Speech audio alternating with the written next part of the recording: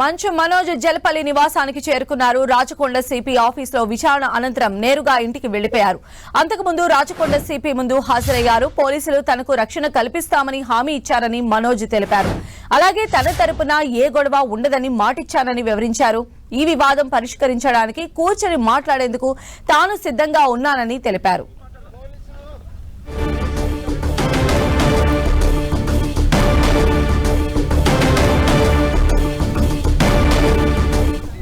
ధైర్యంతో వెళ్తున్నాను. ప్రతి ఒక్కరూ ఇంటి దగ్గర కూడా ఏ గొడవలు లేకుండా అంత పీస్ఫుల్గా, ఇంటి బయట కూడా గొడవలు లేకుండా పీస్ఫుల్గా ముందుకు తీసుకెళ్తారు. నేను కూడా మాటించాను, నా తరపు నుంచి ఏ గొడవ ఉండదు అనేసి. అమ్మ హాస్పిటల్లో అడ్మిట్ అయినారని చెప్పారు. దయచేసి వాడారు. నా వైఫ్ పేరు ఇంక్లూడ్ చేశారు, నా బాబు పేరు ఇంక్లూడ్ చేశారు. ఉన్నారని అబద్ధ ప్రచారాలు చేస్తూ అడ్మిట్ అయి ఉన్నారని కన్న తల్లి మీద ఇలా చేయకండి. మీకు దండం పెడతాను. కూర్చొని మాట్లాడడానికి సిద్ధమే. Thank you.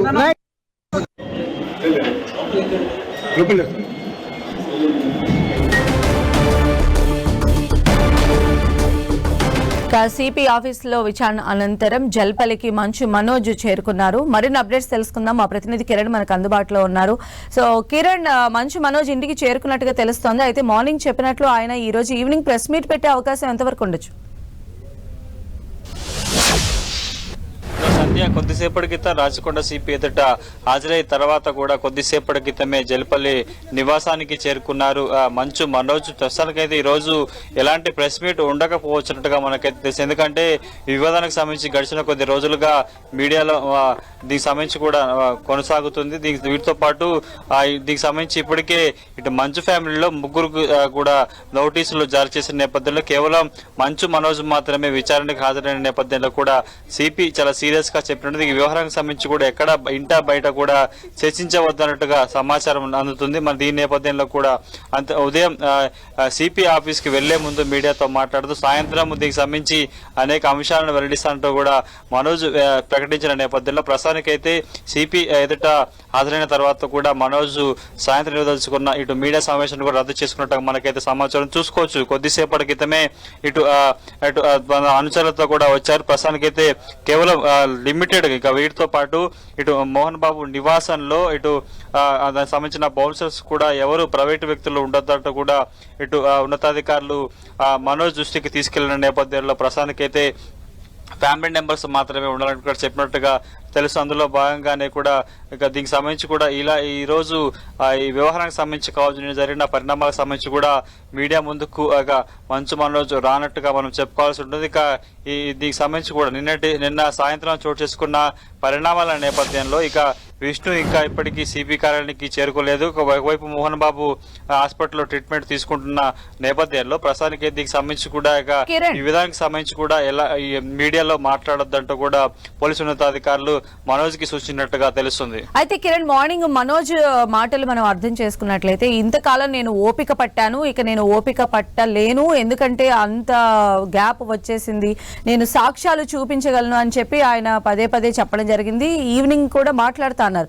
ఇప్పుడు సిపిని కలిసిన తర్వాత అంటే ప్రెస్ మీట్ ని రద్దు చేసుకోవడాన్ని మనం ఎలా అర్థం చేసుకోవాలి? అంటే ఏమన్నా మధ్యలో ఈ గొడవలకి సంబంధించి ఏమన్నా సద్దుమణిగే విధంగా పెద్దలు ఏమన్నా ఇన్వాల్వ్ అయ్యారని మనం భావించవచ్చంట. ఖచ్చితంగా మీరు చెప్పినట్టు కూడా ఇక్కడ సిపి కేవలం రాచకొండ సిపి ఉన్నతాధికారుల సమావేశం కాదు, మెజిస్ట్రేట్ హోదాలో కూడా నిన్న జరిగిన పరిణామాల నేపథ్యంలో కూడా మంచు ఫ్యామిలీలో మోహన్ బాబుతో పాటు విష్ణుకి మనోజ్కి కూడా నోటీసులు జారీ చేశారు. కానీ కొంత పోలీసులు ఏదైతే నోటీసు ఇచ్చారో దానికి సంబంధించి కూడా విష్ణు కొంత వ్యతిరేకంగా మాట్లాడగానే మనోజ్ మాత్రం కట్టుబడి ఉన్నాను, పోలీసు ఉన్నతాధికారులకు సంబంధించి మొదటి నుంచి కూడా తాను పోలీసులకు తనకు జరుగుతున్న అన్యాయం సంబంధించి కావచ్చు అనేక విషయాల నుండి వెల్లడించే ప్రయత్నం చేశారు. కానీ స్థానిక పోలీసులు ఏకపక్షంగా వ్యవహరిస్తున్నట్టు కూడా ఆయన ఉదయం మీడియాతో మాట్లాడుతూ కూడా చెప్పిన సందర్భాల్లో తాజాగా కొంత సిపి ఎదుట హాజరైన తర్వాత కూడా ఇలాంటి విషయాలు ఈ విషయానికి సంబంధించిగా ఎక్కడ మాట్లాడొద్దు, పోలీస్ స్టాప్ పెట్టినట్టు కూడా ఉన్నతాధికారులు ఆయన దృష్టికి తీసుకొచ్చింది. ముఖ్యంగా సిపిఐ కలగజేసుకొని ఈ విషయానికి సంబంధించి మనోజ్ ఎక్కడ మాట్లాడవద్దు, ఇంటా బయట కూడా చర్చించవద్దంటూ కూడా చెప్పిన తెలుస్తుంది. ప్రస్తుతానికి అయితే ఒక్కసారి విజువల్స్ లో చూసుకుంటా కూడా ఇటు ఇప్పటికే మోహన్ బాబు ఇటు హైకోర్టులో లంచ్ మోషన్ పిటిషన్ దాఖలు చేసిన నేపథ్యంలో వ్యక్తిగతంగా తనకు భద్రత కల్పించాలని చెప్పిన నేపథ్యంలో ప్రస్తుతానికైతే ఇటు పహాడిచేరి పోలీసులు కూడా ప్రస్తుతానికైతే బందోబస్తు నిర్వహిస్తున్న పరిస్థితి కనిపిస్తుంది. ఎందుకంటే ఉదయం నివాసం నుంచి బయటికి వెళ్లే సందర్భంలో కూడా ఇటు మనోజ్ కొంత ఆవేదనగా మాట్లాడడం జరిగింది. కంటినీరు పెట్టుకున్న పరిస్థితి కనిపిస్తుంది. తర్వాత సిపి ఎదుట హాజరైన తర్వాత కూడా చాలా విషయాలను మీడియాకు చెప్పాల్సి ఉందని చెప్పిన ప్రయత్నం కూడా ఆయన చేశారు. కానీ ప్రస్తుతానికైతే ఇంకా దీనికి సంబంధించి కూడా ఆయన సిపి ఎదుట విచారణ హాజరైన తర్వాత కూడా దాడికి ముందు తర్వాత ఘటనకు సంబంధించి కూడా పూర్తి వివరాలను సిపి దృష్టికి తీసుకురావడంతో కూడా ఇటు ఈ విషయానికి సంబంధించి చర్చించవద్దంటూ కూడా ఆయన చెప్పిన నేపథ్యంలో మీడియా సమావేశం రద్దు చేసుకున్నట్టుగా మనం అయితే చెప్పుకోవాల్సి ఉంటుంది.